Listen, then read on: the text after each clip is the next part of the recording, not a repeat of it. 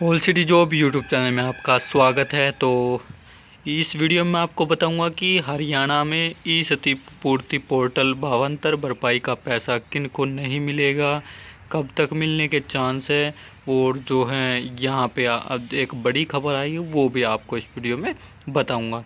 तो मैंने पहले ही बताया था कि इन्होंने बोला, सरकार ने बोला तो है कि दिवाली से पहले दे देंगे कि सभी किसानों का मुआवजा, पर दिवाली भी गई। मैंने उसी वीडियो में बता दिया कि सरकार की बातों का भरोसा ना करें, क्या पता कब तक दे, कोई इनकी जो है गारंटी नहीं है।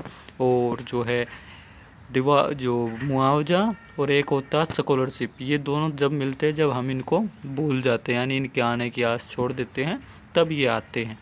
तो अभी जो है मैं आपको इस वीडियो में सारी डिटेल बताऊंगा कि किनको मिलेगा और कब, कौन कौन इनके लिए प्रतीक्षा करे, और जिनको नहीं मिलेगा वो इसकी आने की आस छोड़ दे। आप चैनल पर नए हैं तो चैनल को सब्सक्राइब करें ताकि आपको जो नई अपडेट्स मिलती रहे। तो एक नई अपडेट मैं बता दूँ, तो ये एक अपडेट इन्होंने बताई कि क्षतिपूर्ति पोर्टल पर 70% तक नुकसान दर्ज है। तो यानी मान के चलो टोटल हरियाणा में 100 एकड़ होती हैं, तो उसमें से 70 एकड़ तो क्षतिपूर्ति में ही दर्ज है। और इन्होंने बोला है क्षतिपूर्ति में तो दर्ज है, पर जो है 71,000 बैग ही कम है, यानी जो बाजरा है या और कोई सी फसल है वो जो है बेचने में सिर्फ 71,000 बैग ही कम है पिछली बार के। मतलब 70% तो नुकसान होने के बाद भी 70% लोगों ने नुकसान दिखाया है क्षतिपूर्ति पोर्टल में, और फिर बेच भी दिया। ये इन्होंने कहा है इस जो है इस अपडेट के साथ। तो यानी बहुत से किसानों ने बिना क्षतिपूर्ति होने के बावजूद भी इसमें जो है रजिस्ट्रेशन कर दिया, तो उनके जो है इसमें कटेंगे। तो उसकी भी एक मैं आपको एक अपडेट उसमें वो भी दिखा देता हूँ कि बीमा बिक्री, जो फसल बिक्री या फिर बीमा क्लेम की राशि खातों में पहुँची तो खारिज होंगे मुआवजे के आवेदन।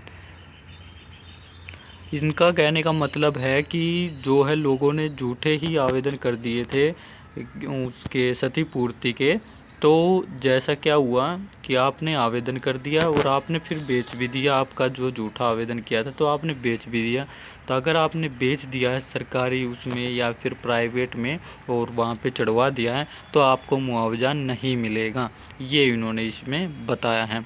या फिर बीमा कर रखा हो आपने किसी दूसरी कंपनी के थ्रू और उसकी जो आपको जो उसकी अमाउंट है वो मिल गई, तो भी आपको जो है ये मुआवजा नहीं मिलेगा। इन्होंने बोला है सरकारी खरीद बंद होने से पहले मुआवजा जारी होना मुश्किल है।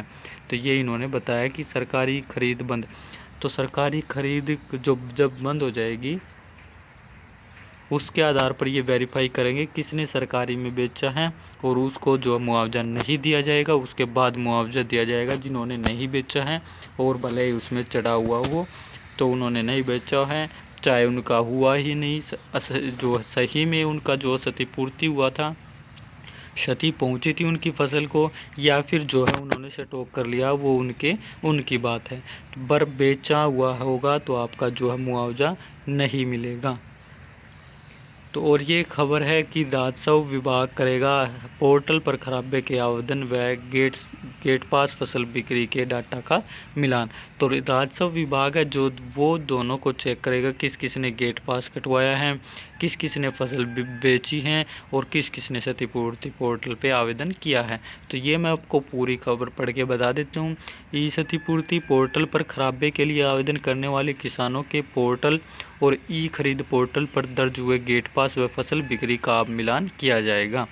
तो आप समझ गए होंगे इस बात को। साथ ही जिन किसानों को खराबे का बीमा क्लेम मिल चुका है उनकी भी जो अलग से लिस्ट तैयार की जाएगी। विभागीय अधिकारी बताते हैं कि ई खरीद पोर्टल के फसल बिक्री की पेमेंट किसानों के खाते में जाने के डाटा को ई क्षतिपूर्ति पोर्टल पर खराबे के दावे आवेदन के डाटा के मैच करके काफ़ी हद तक स्थिति स्पष्ट हो जाएगी। तो जिन्होंने सरकारी में बेच दिया है उनको तो मिलने के चांस है ही नहीं, अगर किसी को मिल जाए वो उनकी किस्मत है। तो उनके ऐसे जो हैं आवेदन सीधे ही रिजेक्ट हो जाएंगे, और जो इसका सीधा मतलब सरकार के स्तर पर यह समझा जाएगा कि खराबे का दावा गलत था।